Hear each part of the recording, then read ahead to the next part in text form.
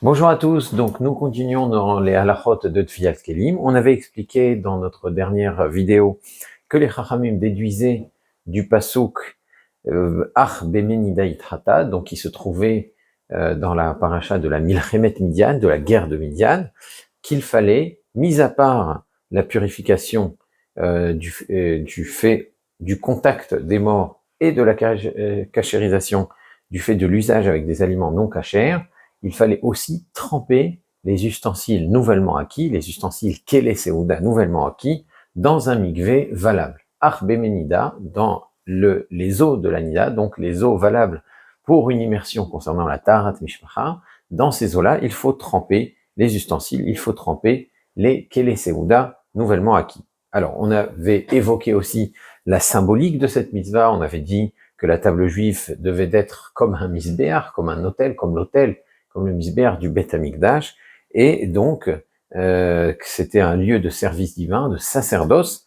Par conséquent, tous les outils servant à préparer les repas ou à les servir doivent être regardés comme des kélisharet, comme des objets de service, et par conséquent devaient être trempés au mikvé pour pouvoir être utilisés. Alors on avait rappelé que seuls les ustensiles en métal et au contact des aliments, donc les kele seuda, seuls ces ustensiles doivent être trempés, et que les chachamim, les sages, ont étendu cette obligation aussi aux ustensiles en verre. Donc pas seulement le métal, mais aussi le verre. Ceci parce que le verre a un point commun avec le métal dans le sens où il peut être recyclé. Et même une fois que le verre est cassé, on peut le fondre et le réutiliser comme le métal qui peut être fondu et réutilisé pour fabriquer de nouveaux ustensiles. Alors on avait vu que des ciseaux à papier pour les emballages ne sont pas considérés comme des kele seuda, même si on l'utilise pour ouvrir des emballages, et donc ils n'ont pas besoin d'être trempés au mikvé. Alors est-ce qu'il faut tremper au mikvé des ciseaux qui serviraient par exemple à couper des poireaux ou à travailler des légumes crus, mais dont on ne se servirait pas pour préparer des aliments déjà comestibles? Est-ce qu'on doit tremper, par exemple, le couteau d'un moulin à café, sachant que le café, il ne va pas être consommé tel quel, et c'est seulement une fois qu'on l'aura moulu qu'on va pouvoir préparer l'aliment. Et la même question, elle veut se poser pour les couteaux qui servent à découper les bêtes, voire même les couteaux de shrita. Est-ce qu'il faut les tremper au mikvé?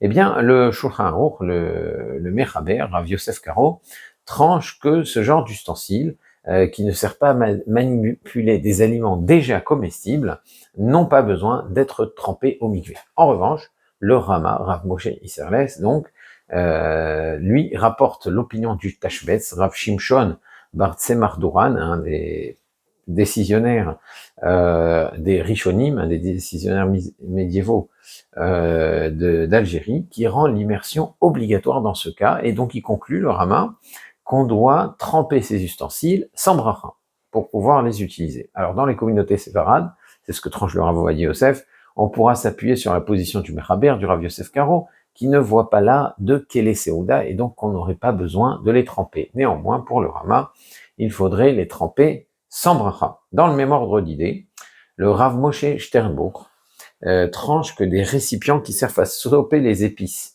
comme de la farine ou du sel, et qu'on n'apporterait pas à table. On ne parle pas de la salière, qui est un keli seuda, mais des bocaux qui servent à stocker les aliments dans la cuisine. On les met dans la casserole, et c'est seulement à ce moment-là qu'on les rend comestibles. Donc, est-ce que ces bocaux de stockage doivent être trempés? D'accord? Est-ce que c'est trempé? Eh bien, d'après Rav Moshe Sternbuch, c'est comparable aux ciseaux dont on parle, et donc ils doivent être trempés sans bracha. Par contre, une cocotte, un éplucheur, là, on est en train de manipuler des aliments qui sont comestibles. Une fois qu'on a terminé, la cocotte contient des aliments comestibles. L'éplucheur aussi, ça sert directement à préparer ce qui pourra être apporté directement à table, un casse-noix, une grille pour le barbecue, etc. Tout cela doivent être trempés avec bracha. Alors, est-ce qu'il faut tremper les récipients qui sont achetés dans le commerce avec le produit alimentaire? Donc, par exemple, en achetant une bouteille de vin ou une bouteille d'alcool, on achète une bouteille en verre. Aussi, on acquiert aussi le récipient qu'on va utiliser, et on va même le poser à table pour servir la boisson que la bouteille contient. c'est donc un Keli Seuda en verre. Donc on devrait peut-être tremper les bouteilles de vin qu'on achète pour pouvoir les utiliser. On devrait tremper les bouteilles d'alcool qu'on achète pour pouvoir les utiliser. On devrait d'abord vider l'alcool et ensuite pouvoir remettre l'alcool dans cette bouteille pour pouvoir la poser à table et s'en servir. Alors est-ce qu'on doit les tremper?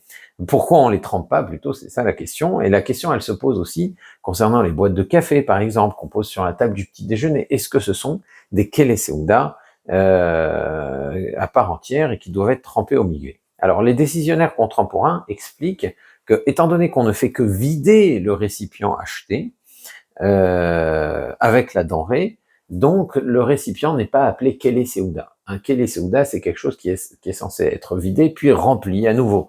Donc il va servir à de nombreuses reprises. Et donc, étant donné qu'on ne l'utilise que pour le vider et qu'une fois qu'on l'a vidé, une fois qu'on a terminé la denrée, le vin, l'alcool, le café que le récipient contient, eh bien on va le jeter, peu, peu importe dans quel bac, mais en tout cas on va s'en débarrasser. Et par conséquent, ce n'est pas un keli qui demande à être trempé au mikvé. Alors la question qui pourrait se poser, en revanche, c'est qu'est-ce qu'on doit faire? Est-ce qu'on a le droit de réutiliser certaines bouteilles qui peuvent être réutilisées? Vous avez certaines bouteilles de limonade ou de cidre ou certains pots de moutarde qui sont dessinés de façon à pouvoir être réutilisés. Ça veut dire qu'une fois qu'on a terminé la moutarde, on peut laver le pot et se servir du bocal comme d'un verre.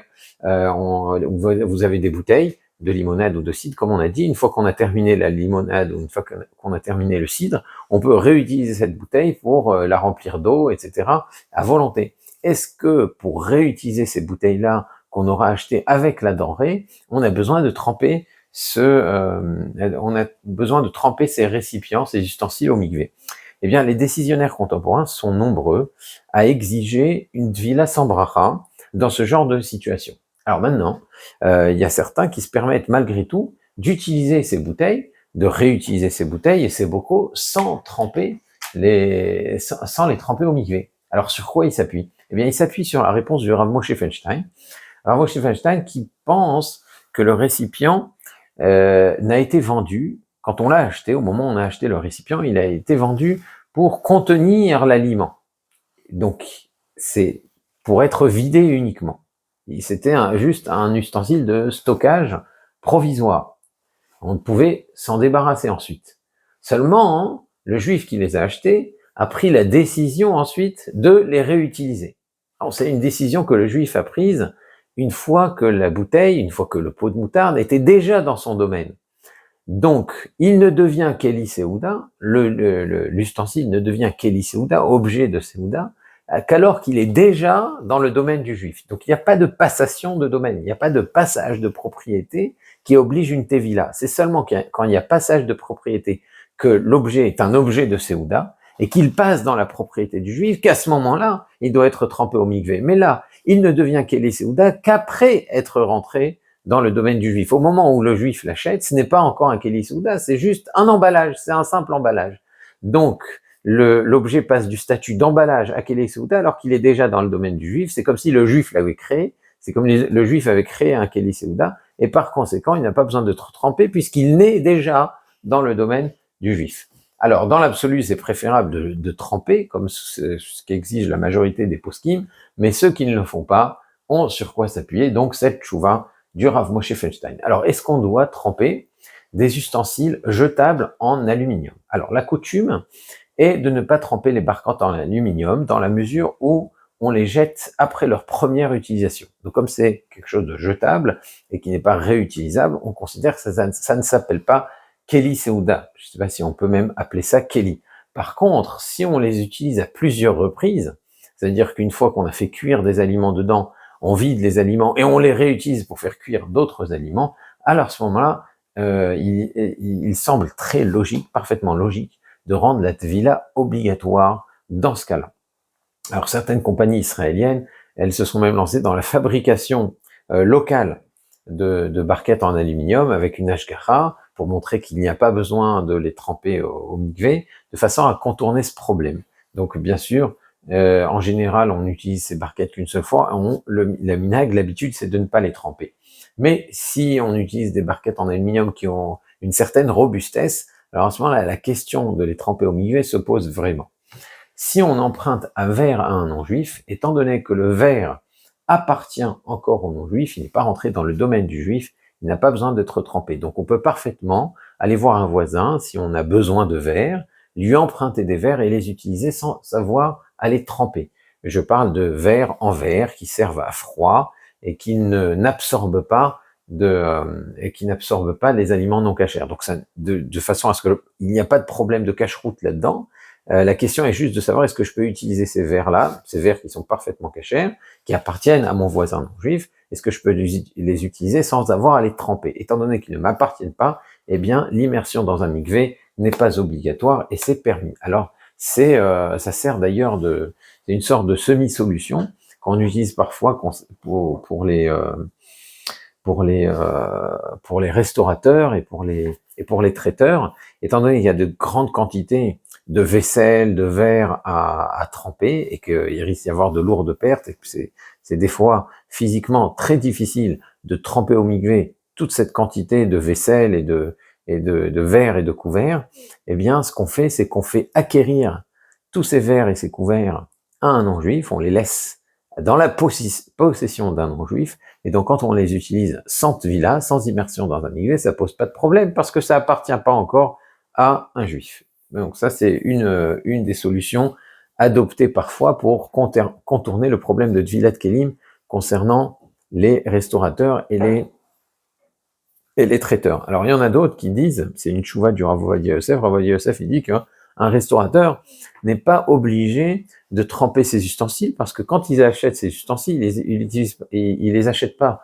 Ils ne les achètent pas pour s'en servir pour une seouda, pour sa seouda, il s'en sert pour pouvoir commercer, pour vendre de la nourriture. Donc il s'en sert pour avoir des clients, pour sa clientèle. Par conséquent, ça ne s'appelle pas Keli Seouda, ça s'appelle des Kelim, des outils de commerce. Voilà. Bon, c'est une svara, c'est un argument pour ne pas avoir à les tremper, qui peut s'ajouter aussi aux autres hétérim, aux autres permissions qu'on a énoncées. Donc peut-être, si en plus tu as l'intention de pas vraiment les acquérir, disons qu'ils restent dans la possession du non-juif qui te les a vendus, juste que tu as payé pour pouvoir les utiliser.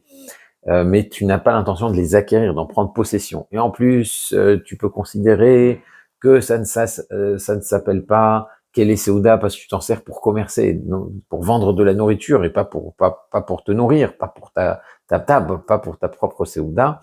Donc c'est un autre argument encore pour ne pas avoir à les tremper. Donc c'est un cumul de, on va dire que ça s'appelle un cumul de coulottes. L'idéal, bien sûr, aurait été de les tremper quand même, mais en général, on s'appuie sur ce genre de permission.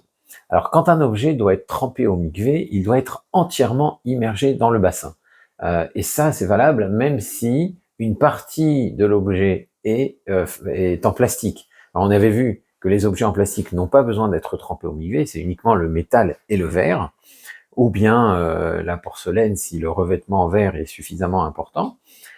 Est-ce que, quand on a une casserole en métal et un manche en plastique, est-ce qu'on doit tremper aussi le manche dans le mikvé? Ça, c'est une question qu'on peut se poser.